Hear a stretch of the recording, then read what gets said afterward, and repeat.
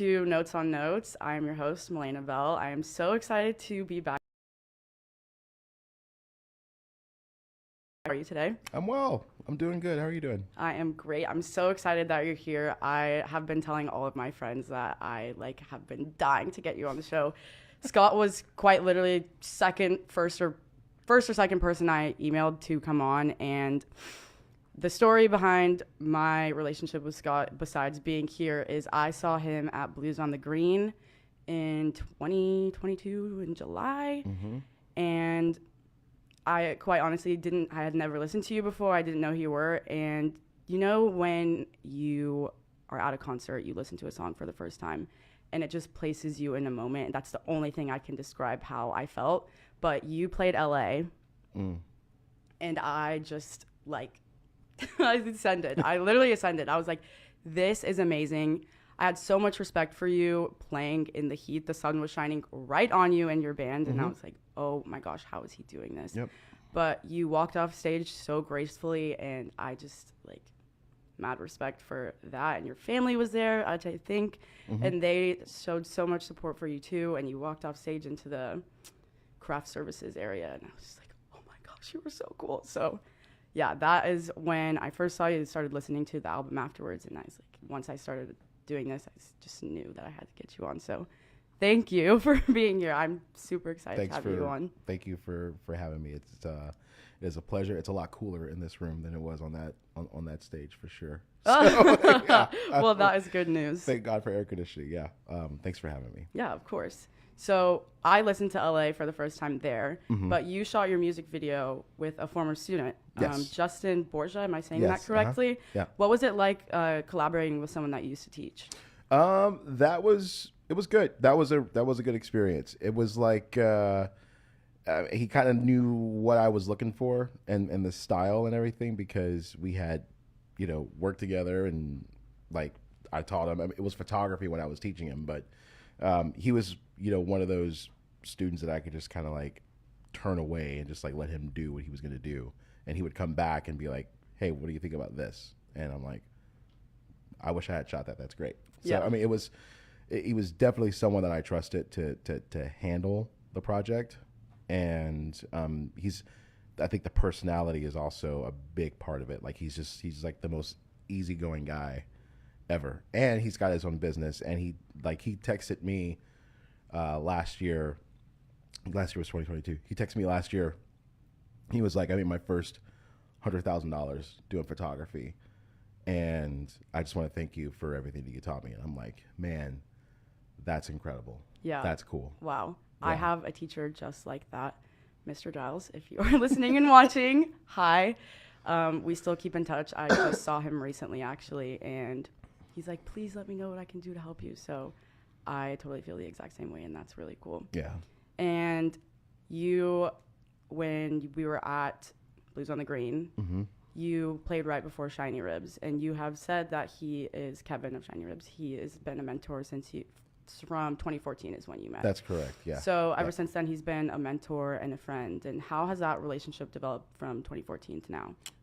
So in between me doing my thing on stage and Shiny Ribs, there was also Tomar and the FCs. And Tomar is that lineup was just an incredible lineup, and I'm really happy. I was really happy and super blessed to be a part of that. And Kevin actually found me in a parking lot, and there's this I forget what it's called. I think it's called the Central Texas Expo Center or something like that. It's up north in Temple, and I was doing an art exhibit there before I got into teaching. And a friend of mine had invited me onto that show because I was doing photography at the time, having transitioned out of filmmaking into photography because it's what I could teach. And then they also had me do a show in the parking lot for free with no amplification at all. And I'm just kind of sitting there, and people are kind of gathering around me and everything, and they're doing their thing. But then this guy in this loud ass suit, an orange suit, walks up to me and he's like, you got some he watches the entire set. He watched about 30 to 35 minutes of his set before he was going on stage. So And he was like, "You got some talent. I'm going to give you my number. Let me know what I can do for you or anything." And I was like, "Well, I don't know, thank you. I appreciate it." I knew nothing about him or what he was doing or where he was at. But interestingly enough, I think when I met him, it was like 2014 or something like that, and he had a band called the Gourds. Gotcha. And the Gourds were a huge deal in town. It's like, part of the older guard and the older crowd. But like, to put it in perspective, the Gourds were the first thing to go viral on Napster when Napster was a thing. Yeah. Because they put out a cover called Gin and Juice, and that just went wild. But everyone thought that Counting Crows did it, so they didn't get any credit for it at all. But it was the Gourds, and Kevin Russell was part of that actually made that happen. So virality didn't even exist until then, and he actually was a big part of that. So, and I learned about this years later. So he started this thing up called Shiny Ribs. He had this side project, and here he is doing his thing, and I'm doing my thing, and we're kind of like both in these similar places of trying to figure out what's the next thing. And I remember I had reached out to him because I was at a really hard turning point with my band at the time, because from that moment where I met him, we had, and I'm a talker, I'm sorry. No, please continue. So at that show, when we met at that little show thing that we did, we went through, I think it was like 2015 to 2016 or something like that. And I put out an EP in that time that was called Fly to the Sun. And we did another EP that got the attention of some people in Austin. And then I had some people that wanted to start a band with me. And so that was a 2016 EP called Try This Love.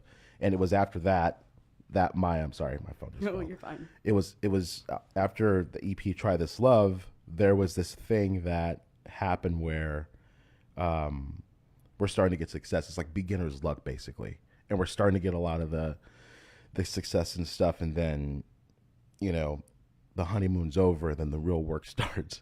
And I really didn't know what to do with that work, because I had given so much of my autonomy away to have a band. And that, lots of therapy and stuff later on, but basically I was just being a people pleaser, trying to do all that stuff. Great people, they're awesome people to work with. I still hang out with, some of them today, to this day, that are here in town. But I called Kevin, and I was like, "Kevin, what do I do? I don't know. These are the situations. What do I do?" And he just looked right at me. And I remember we were at Don's Depot, and we were eating popcorn, and we were drinking beer because there was no other food. And he told me, he said, "You need to take control of your band. Take back all the control that you gave up. Just take it all back. Write your own music, do your own thing, have them involved, make your money. If they don't like your new terms, then they will leave, and you will part ways, and that's going to be fine. Your music is more important. What you're doing with your music is going to be more important than you having that band. And you need to understand that." And it was very shortly after that we lost our residency, which we had a residency at Four Seasons for, I think it was a couple of years. And after we lost that residency, the money stopped flowing in. And so when the money stopped flowing in, it's like, like my bassist was actually the first. He was like, "Oh, well, I got to go." Yeah.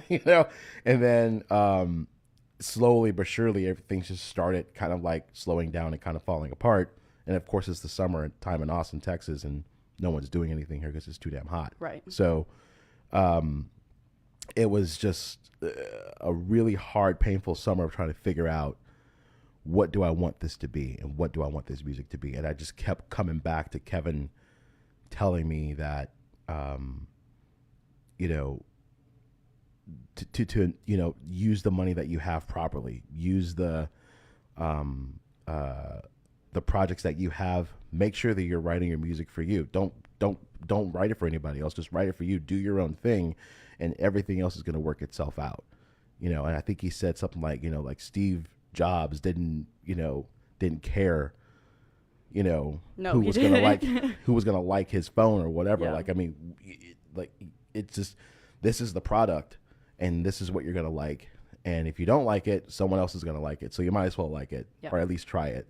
And that was the beginning of that relationship. And when I started to kind of catch a little bit of traction, when I got, you know, back on the road, so to speak, in 2017, and then 2019, I was like, okay, cool. So all of that old stuff is over.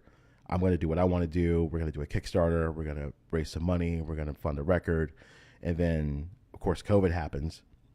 And a lot of people with COVID, when COVID happened for a lot of people, you know, it was like this huge kind of pivot sort of thing. And what that did I was in this prime position to be able to say, okay, cool, I've got this money to make a record. I can either give it back, which I don't really want to do, or I can go make the record. And so, and then, you know, all that Trump money came in. So it was kind of easy for me to go, all right, let's do this. Let's just go make this record. I mean, the world still, there's literally nothing else to do. Yeah.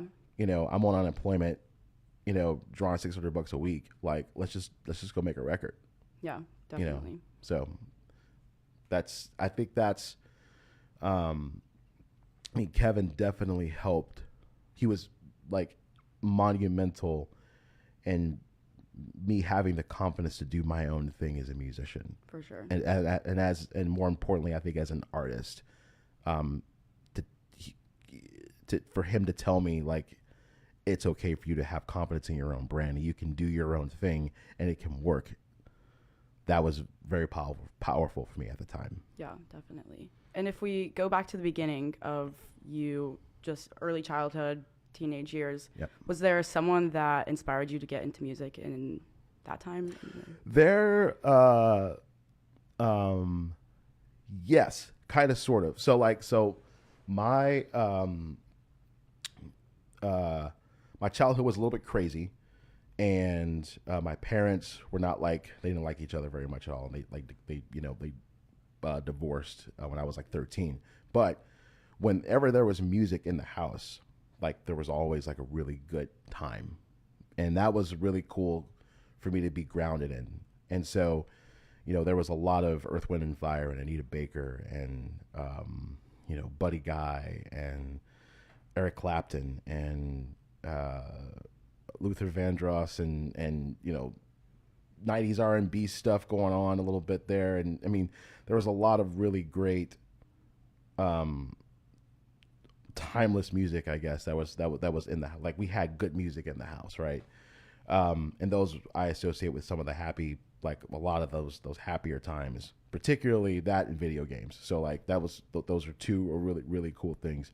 And also really loved movies too. And we got and I went to school for filmmaking, so but I also think that was kind of a way of, like, me grounding myself, you know, just from like a psychological, emotional standpoint, because I really love to study light, but I really loved sound also. It was like this really cool thing. I just didn't want to hold a boom pole for an entire day. I was like, I'm not doing that.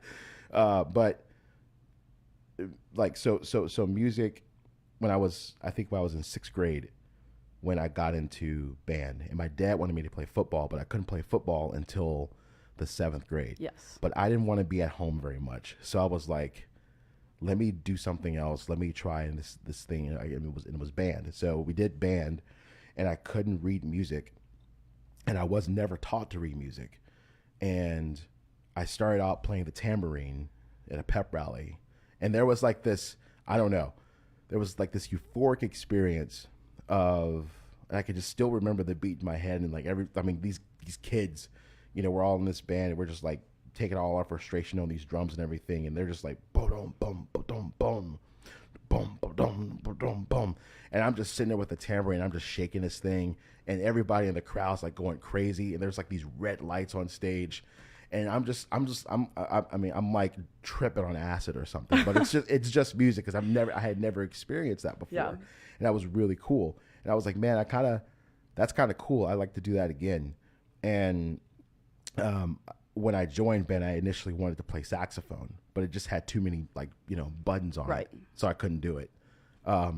Even it was fine, whatever. So like, I moved to the cornet, and then I eventually got to trumpet, but still I couldn't read music, and I wouldn't know that I couldn't read music until high school. But what happened was my band director, his name was Don Dennis, and I was lead trumpet too, and we were really good. Like we were a really good, solid band. He would write down the valves of the that I was supposed to press during the song.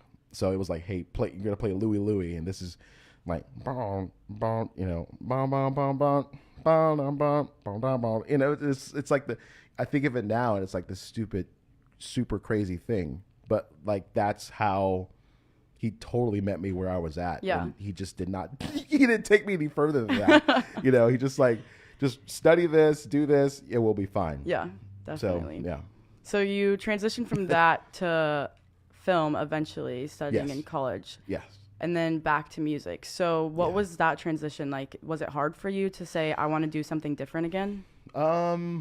No, because it really is all the same. It really is the same thing. It's just a different medium and a different way of applying it. So, and when I say it's all the same, I mean like for anyone to put their heart into anything at all, that's art. That is your artistry. It could be you looking at spreadsheets. It could be you working in the sanitation department. It could be you flipping burgers. Hats off to people that could do that. I can't put a burger together to save my life. I worked at a Jack in the Box. I can't put a burger together. I actually got fired from Jack in the Box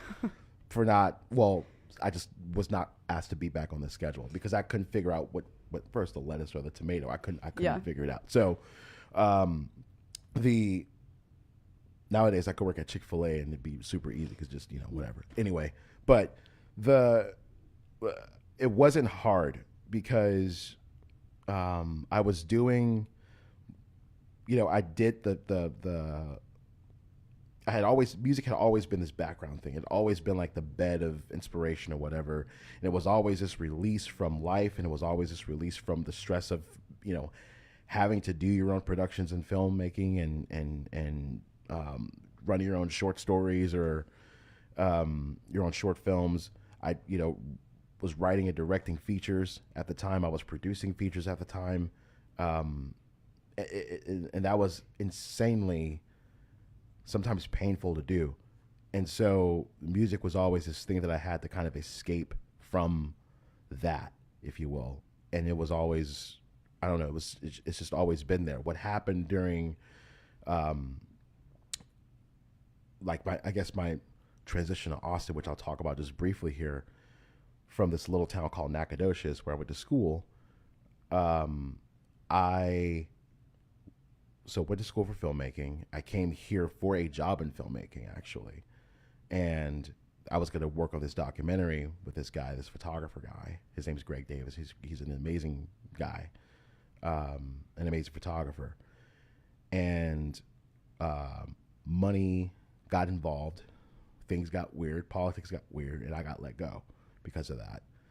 But I moved here so that I could help direct that film and shoot that film with him as a director of photography. And we were going to go to India and film what was called the Kumbh Mela, which is something that happens the big thing happens every 12 years. It's this huge spiritual migration that happens in India at the confluence of the Yamuna and the Ganges River, I believe. And I was just out of that project. I was all into it, and then I was just let go from it. And I had no money, and rent was like due in 3 weeks. And I was like, okay, I got to make as much money as I possibly can, as quickly as I can. How do I do it? And I went to work at AT&T, which is like right down the street there. That AT&T store is where I worked on 5th Street. So like did that for 3 years. And in the meantime, I'm shooting it like a few different things here and there, mostly transitioning to photography because it's just easier to do that and it's less expensive to do photography than it is to do cinematography or filmmaking. And at the same time, music is just like, it's just growing seeds. And it's so funny because I wanted nothing to do with music. nothing to do with it when I got here. I didn't want, you know, I didn't even really have a passion for it. I just didn't want the joy of me playing an instrument to be polluted by the world. You know what I mean? I just didn't want that at all. And I had no ambition to want to play shows or do anything at all with music. But I was walking down 5th Street one night, or 4th Street, and saw a speakeasy, or the place speakeasy, down the street there. And I went in, and I grabbed a drink, and I had a drink. It was a long day at work. And then they were like, we're doing open mic. And I'm like, oh, okay. Let me just, oh, fine, sure. I just got on somebody's guitar, got on the microphone, started singing songs, and everybody shut up and listened to me. And I was like, okay.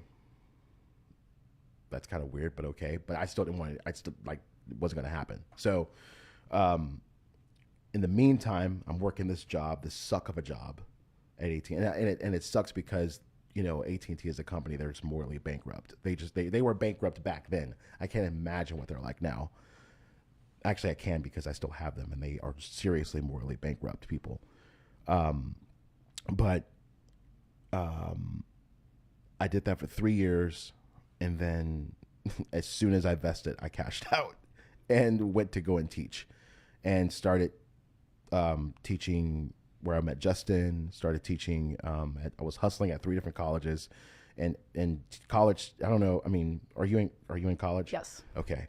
So have mercy on your adjunct professors, if you have any adjunct professors, because adjuncts, they are hustling and they are grinding their asses off to make anything work that they can. And it really is an art form for what they're doing, and they're doing it because they want to do it and they love doing it, and they're fresh, and they're like these incredible, amazing people that just want to help make the world a better place, and they don't get paid anything for it at all, and for the most part, and they have like 2 or 3 jobs going. So anyway, I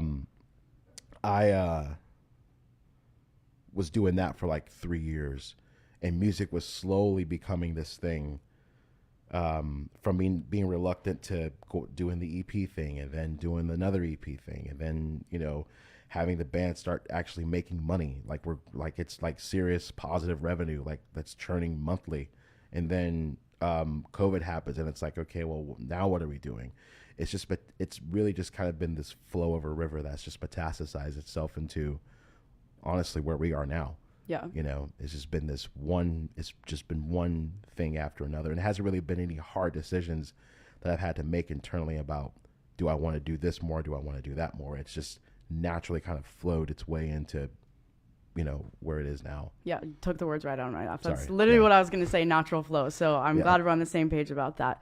But after the Speakeasy show, if I have this right, they invited you back for a paid show. That's correct. So you go do that. Flash forward to 2020. You are doing a show, and Eric Harrison picks you up and says, let's record this album, or do I have that wrong? Okay, Eric Harrison. Where do I start with him? Okay, so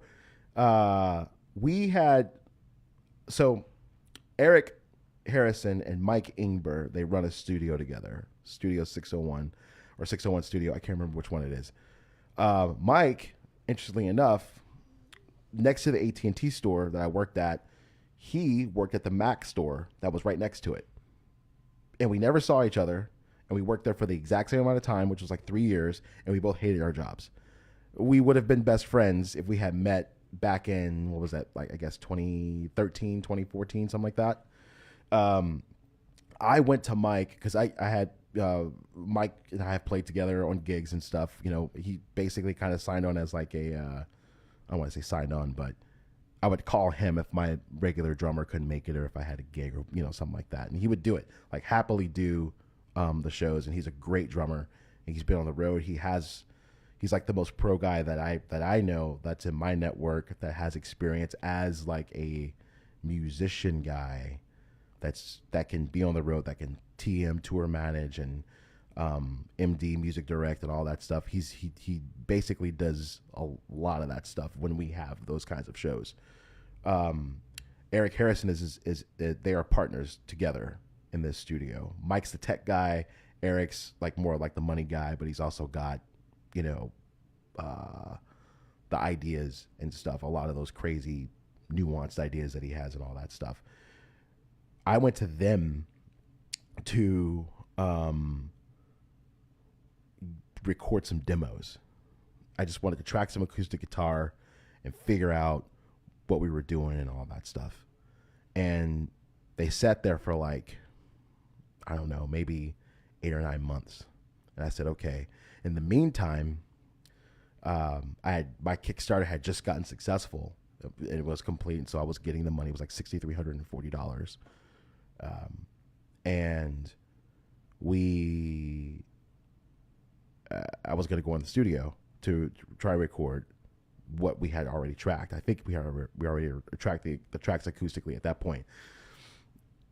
And this other guy, who, you know, he's a cool guy, starts name dropping and starts, you know, telling me what he can do for me and the connections that he has and all this stuff and yada, yada, yada. And then I kind of like transition over to him to record the record. I never had an agreement to record with Mike and Eric the record. I just wanted to go to the studio, see what this is all about. And then this other guy, I'm not going to mention his name, you know, kind of convinces me to, you know, let's do this record together. And it was then that I understood the importance of hiring the right person for the right job. And we did this thing. I spent all that money doing something, and it didn't work at all. And that was upsetting. That was very, very, very upsetting. And so I went back to Mike and Eric. There was this one song in particular. It's called Drive All Night. And we were working on that song. The guy, I'll call him the guy and I were working on the song together. And he's like, it doesn't go anywhere. It doesn't do anything. You know, it's not, you know, we need to restructure it and do some things. And I'm like, I don't really think it needs that, but you know what? I'm just going to go with you because you have more experience than I do, because you're further along in the industry than I am. Big mistake. And it's kind of going back to that Kevin Russell thing. I'm like, I'm giving away, here I am again, giving away my autonomy because someone is asking me to give it away to them because they're more experienced and I'm wanting to trust them with it, which you should never do that. You just shouldn't. Sorry. I mean, there's some things you should do. There's certain things that you shouldn't do. That's definitely one of the things that you shouldn't do. Anyway, so that song ended up being the song that I hated. And it's actually the one song that I really wanted. I don't care if anyone in the world doesn't listen to that song, Drive All Night. That is one song that I'm like, I love that song. And it's a really great song. And that was the song that inspired me to start the record. In fact, that song was supposed to be the song that kicked the record off. And then Eric was like, no, we need to do LA. And I was like, no, no, we're not. I'm not putting that out there. That was for me. That was for my divorce. That was for all that stuff. I don't think that's going to go on the record at all. And he was like, Scott, listen to me, man. Put that song on the record. Please, let's put it on the record. And then we started recording it and everything. And I'm still like not feeling it that well. I'm not really getting it. And then he says, it's going to go on the front of the record. And I'm like, oh, man, why are you doing this to me, man? And I was upset about that. And it's like, it's the song that everyone loves to hear. Yeah, and, I mean, I sit down and tell you that that's the song that got me hooked. I know. So yeah, but that's kind of how Eric got involved. And so we went back to track Drive All Night at the studio, just the three of us, because he also plays bass and Mike plays drums. So it's like, it was super convenient to have two people, first off, that are kind of bouncing ideas off of each other, but they also can lay down the bones for you in the studio, and it's a very reasonable rate. I mean, it's like, you know, I think they're up to like $600 now or something like that. Like, I mean, for the whole day. And they also play drum and bass on it. It's like, you know, anyway. but we did that, and I was like, as soon as it was finished, I was like, this is what I've been wanting. I could have saved all. I mean, I blew all that Kickstarter money on making this whole thing it's just sitting on a hard drive somewhere, versus me just doing it with them and we bouncing ideas off of each other and just having this one thing come out that's going to be this really great thing. Yeah. So that's how Eric got involved. Sorry. Yeah, that's awesome. And I mean, I love the album, and we'll get into some of the tracks that I just can't wait to ask about. But, okay. Okay. All right. We'll start with Lights Out, the last song on the album. Okay. I know that you recorded this album during very trying times, just COVID, George Floyd, just lots of that. And it's very obvious that you care about that in your song. You reference 2 lines, playing cops and robbers as a kid, and then being robbed. And then the advances of, I hope I'm getting this right, but the advances that society makes is sending ships into outer space, and then all these steps backwards as racist people are spitting in your face. That's correct. I went and listened to that over again because today I just was like, wow, that is so important, I think, for us as a people, just to send that out there. But what was the driving force that made you say, I want to put this in a song versus I just want to talk about this? There was not a space, I think, to even to discuss it. There just wasn't at the time, with all that stuff happening. There wasn't a space to discuss it, and so there were a number of things that happened around that same time that song was tracked, and one of the things was the George Floyd thing, but then there was this thing that happened with Jackie Vincent and the Blues on the Green, and that whole fiasco that happened immediately. I mean, not immediately, but basically that next month, that was happening. Meanwhile, there's riots in the streets, there's cities burning down. Meanwhile, Trump is tweeting out, these remarks from this white supremacist guy that was in office. I forget what his name is, but when the looting starts, the shooting starts. And so it just feels like, an Order 66 is going on here. Like that's a Star Wars reference, but it feels like, how is it possible that, because you look at, how old are you? 21. You look at these things that are happening or that have happened. Like let's just take, for instance, the Rodney King thing. If you're okay, so like the Rodney King thing, or let's take the civil. Let's go back. Let's just do civil rights. Let's do Martin Luther King, Malcolm X.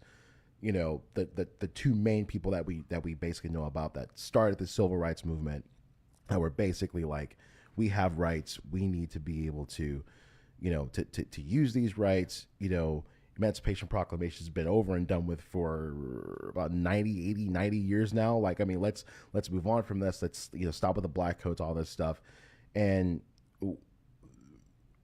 the lens is turned on how the treatment of African Americans and how badly people of color are being treated, because they're letting it happen to them because they have to, right? There's this turning the other cheek perspective that we have to embrace, because that's the way that the rest of the world sees that brutality that's happening. And well, when I was growing up, I'm like, oh well, we got through with that, thank God.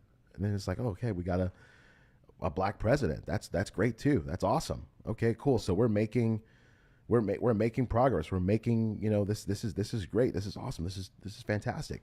And what you aren't realizing, what you aren't seeing, is that there's a really particular man, I'm forgetting the name of the movie, but like the movie about NWA, with Ice Cube and Easy and I'm forgetting the name of that movie, but Compton.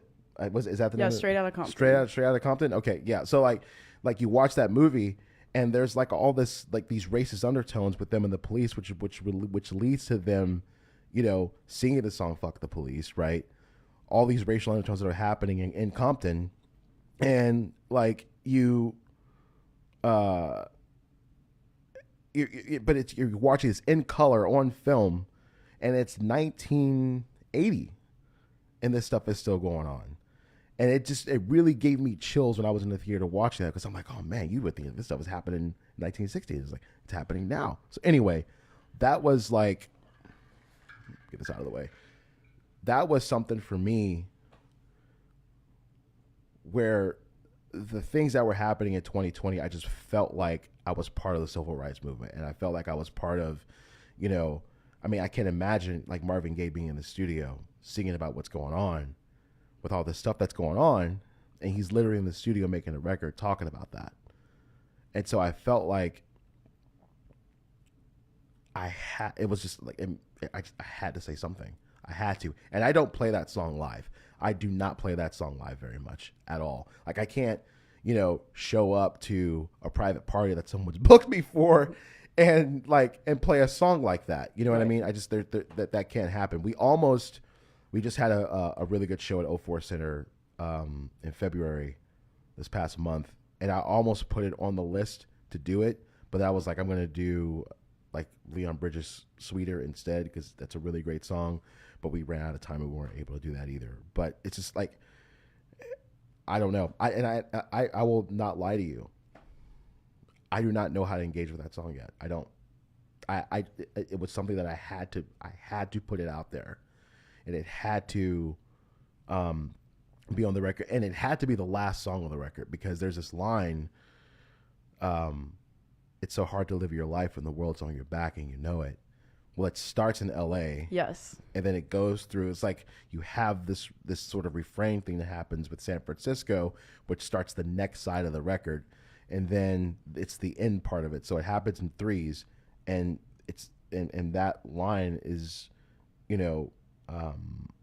I think that's the anthem for the entire record, because I don't want to say people of color. I mean, it is definitely absolutely people of color, because we are, targeted in all kinds of insane ways. Like we're just like statistically and everything. We're just like, it's incredible how statistically people of color are affected by laws and things that are happening and going on. But the bigger lens of that problem is an economic disparity problem, where you have this thing where it's like the rich are just getting, richer. Companies have closed their fists so much so, during COVID, that it's like, they're just trying to make their money any way that they can. And there's a lot of people that are being affected by that. Many, many, many people are being affected by that. And African Americans in particular have been used as a blueprint for how to make that happen. Like if there's this famous manual on how to own slaves, and it talks about ways that you should treat slaves and how you can psychologically turn slaves against one another to make, to be in favor of their master, and all those kinds of things. My brother's like really, really educated on that stuff. But I just had to,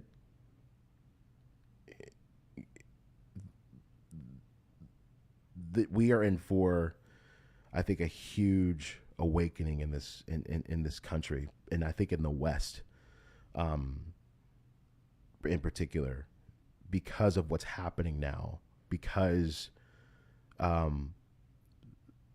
people of color, in particular, African Americans, Latinos, Asian Americans, and gay rights also within that same scope of things. There's been so much progress that's been made on a lot of these different things that there's been an equal amount of pushback because of it. And I think that we're really in for some kind of really serious rude awakening when it comes to how we deal with this going forward. That's yeah. No, go ahead. Finish if you're. I think, yeah. Yeah, I think that 2020, especially for me too, I've never been the kind of person that's like, I should probably say something about this, because like you said, it's that turn the cheek. Yep. It's just how it's always been. But I found myself in the same place. Like, it's time to say something. And I think now more than ever, more people are saying something, whether it be forced or not. They're saying something. Yep. And so I think that ultimate push towards that direction is, I definitely agree with you. Yeah, So for sure. definitely great progress. Yeah, I mean, there's a lot of progress that has been made, and you know, and I do, you know, like the media. I don't want to say sensationalizes, but they definitely know how to profit, you know, off of the fact that, you know, if there's a Tyree Nichols or if there's a Breonna Taylor or if there's, you know, like, I mean, you know, take your pick, but like the media, there's the due process of letting the world know that the people that are sworn to protect and serve us are literally doing the opposite of that. But I think there's another thing where, you know, you start running the Applebee's commercials and you know, you're in the car commercials and you're making as much money as you can. And, you know, well, we'll find out how many bullets are in this person's back after these messages, you know, I mean, it's right. just, and it's kind of one of those things where the media has made so much money off of these things happening, particularly since COVID. And because it's just another way of them selling fear. But in that, what's happening is we have become victimized as an entire race of people. We've literally become victimized because all you see on the news is black people getting killed by cops, or or some, you know, crazy, you know, white guy decides that he's gonna, you know, storm the Capitol or do something terroristy or whatever the case may be. They're not calling it terrorism, but it's like, well, these white guys can do this, but these black people are getting killed, and it's like it's not the entire picture, Right? You know, and what that's also doing the effect of that. And this is, I think, a lot more dangerous than the outward racism that's happening. And Malcolm X is, I mean, he talked about this, you know, 40 years ago. It's the microaggressions. It's I think it's a little bit beyond that, though. It's more like white people in America feel like because they're not racist that we should be thankful that they're not racist. You know what I mean? And I'm not saying that's all white people, like, but that's a lot of white people. You know what I'm saying? Like they just like, you should be thankful that, you know, we're giving you this job. You should be thankful that that we're not, you know, storming the Capitol or voting for Trump. You should be thankful that, you know, we are doing, you know, what we're doing for you, that we're putting our Black Lives Matter signs in your yards and we're turning our profile pictures, you know, black or whatever on Instagram. Like, you should be thankful for that. And the what's being missed is now you don't have rights for an abortion. You know what I mean?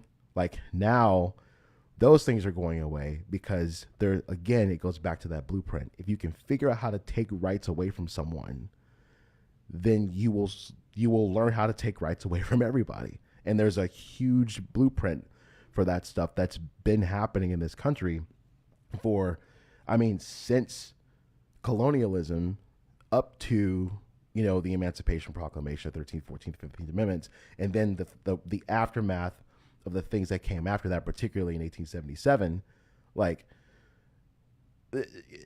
there's so much of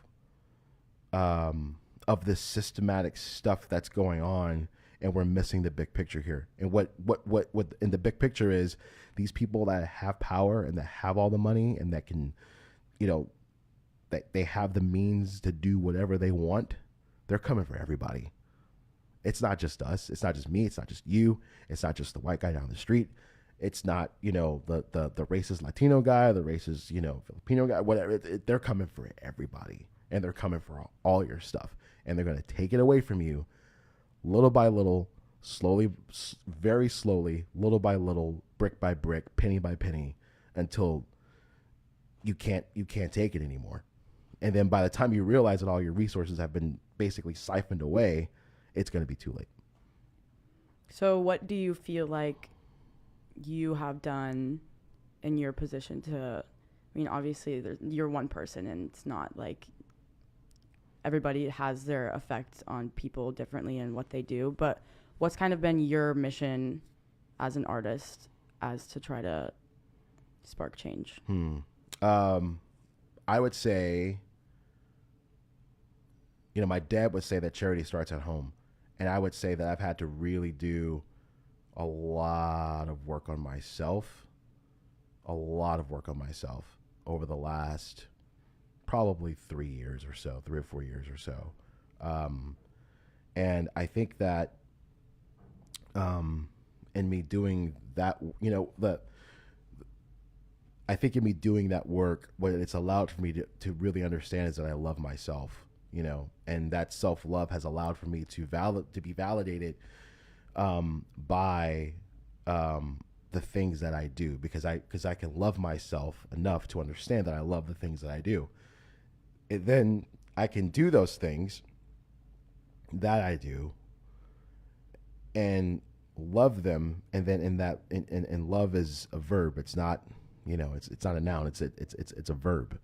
If I say I love you, that means that I'm going to do what I need to do to make sure that you're taken care of. If I say I love you, that means that, I want to look out for you. If I say I love you, that means that I'm going to make sure that you're feeling okay, that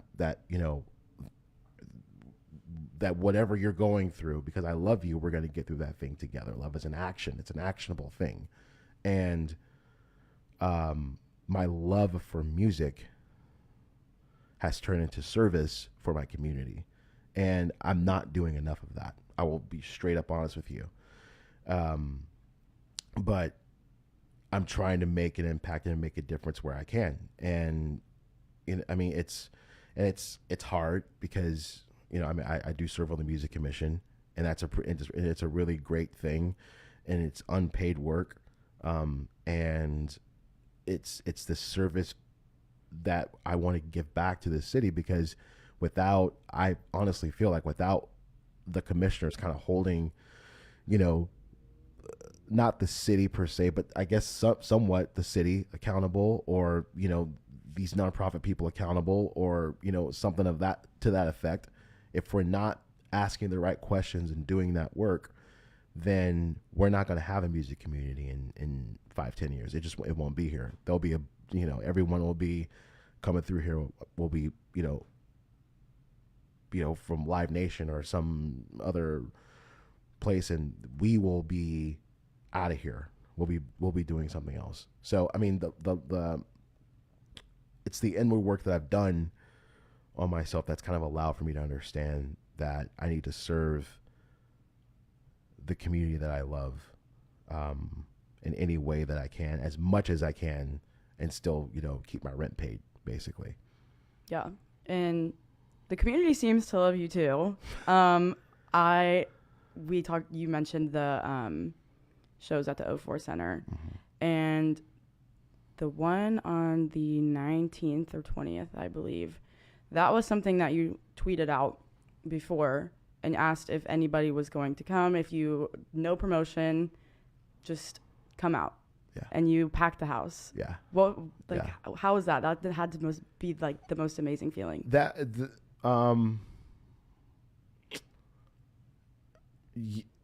was a great feeling, and we ran some ads for it. I think I ran like $300-$400 an ad or something, to get people out for that show. But like, that was it. Like, it was 180 some people on the mailing list, and it was me going live on Facebook trying to get people to buy tickets and stuff. I mean, which is basically, I guess, promotion. But when I consider the fact that there was no release, there's no new thing that's happening, there's no new. I mean, we played a few new songs, but like, there's no new thing for you to come out to. There's no new merch or whatever, and you just came out to see me play a show. I mean, it's not validating. It's humbling, and I guess it is validating in a way, because it does mean that I can do that. I can, what they call draw. I can put 200 people in a room and that's and pay the band and take home some money at the end of the night. That's a pretty cool thing. And there was also a release, Nagavali Manacharla. She had a release show of her album, Neonisum, I think is the name of it. And she had a release show that same night, and she sold out Paramount stateside. But I mean, if she hadn't had that show, we have the same crowd of people, so we definitely, there would have been even more people coming. I got a lot of feedback from people that had been at Nagavali's show saying, "Oh my God, it was an amazing show. So sorry we missed you. Let us know when you're playing next. We'll be there." So, it's really awesome. It's a really cool feeling, but it's also, you have to be responsible with that. And then what I mean by that is, it's not, I'm not saying like, oh, you're a movie star, or you're a big star kind of guy, or whatever. Like, you have to make sure that you're doing the right things and you're not wasting anyone's time, and that you're not losing your ass on the next gig. Like, you cannot, for instance, say, okay, great, we just had a great show on February 11th. Cool. 200 people came out. Thanks. I'm playing this free thing over here at so-and-so bar. Come out to it next month. I mean, people will come. Maybe. It's possible. But why would I want them to come to something that's free when I want them to, it's like my band, they get a guarantee. And that's like, they don't have to worry about anything. All they got to do is just show up and play their instruments, and they're going to get paid no matter what. So if I'm inviting people to come out to a free show, that seriously devalues the fact that the next time that I have a ticketed event, there will probably be a lesser turnout, because what they're going to want to do is come out to the thing that's free, because Scott does free shows every now and then, and we're going to wait for a free one. That's what they're going to do. So like, I have to be very careful about the commerce, the business side of this thing now, because if I don't, like, I mean, I'm not going to be able to pay my rent in a month or so. Like, I literally have to think about every single decision that I'm making now. If I can put people in a room, great. Can I do this again? And can I do more of that? And, I'm working with some really amazing people right now that are like kind of who's who around Austin, and that have the ability to open up a lot of doors. And so, or a lot more doors, I should say. And they're taking a chance on me. And so like, oh, we can do, we basically, I think we had for our release show at Paramount Stateside, we had, I think it was 250 people show up to that show. 251 tickets were sold. I think we had 49 on reserve or hold for band member families and all that stuff. And then there was a 305 occupancy. So we were like 5 or 6 tickets away from selling that thing out. Probably just should have bought the tickets and sold it out. So we did that. And then 04 Center, we just packed the house with that, 200 people plus. Great, cool. Can we do 400? Can we do 600? Can we do 1,200? The bigger the room, the more expensive it is. The bigger the room, the more expensive it is. The more people in the room, the more money you can make, but the bigger the risk. The players, my band, the amount of money that I pay them to do the show stays the same. But can I put 400 people in a room? Can I put 600 people in a room? Can I put 1,200 people in a room? Those are the things that I'm thinking about now. And the answer is, well, we've got a show at Antone's in September. That's 400 occupancy. And then I think next year, sometime in the winter, maybe February or March, we'll do a show hopefully at Scoot Inn. That's 600. And then from then, we're going to have to wait probably a whole year. And then maybe 1,200. And it's like, I mean, and it sounds like, well, 1,200 people in the room. Well, I mean, why can't you be Harry Styles and like, put, I don't know, 10,000 people in a room, or however many people are in the Moody or whatever the case may be. Why can't you, fill a stadium and all that stuff? And it's like, well, if you can put 1,200 people in a room, you know what the gross on that is? It's $40,000. Wow. $40,000. So now that's the gross, right? The venue is going to take its nut. You got to pay, the people that are promoting or something like that, and you got to pay your band. But you might walk away with, half. I mean, that's not a bad, you know what I'm saying? Like, you really like can't 1,200 complain. people it's not a bad number to hit. I mean, Harry Styles, like when people come to the Moody, they're selling $250K in merch in one night, right? Now they've got some obscene overhead and all this other stuff and probably whatever they've got.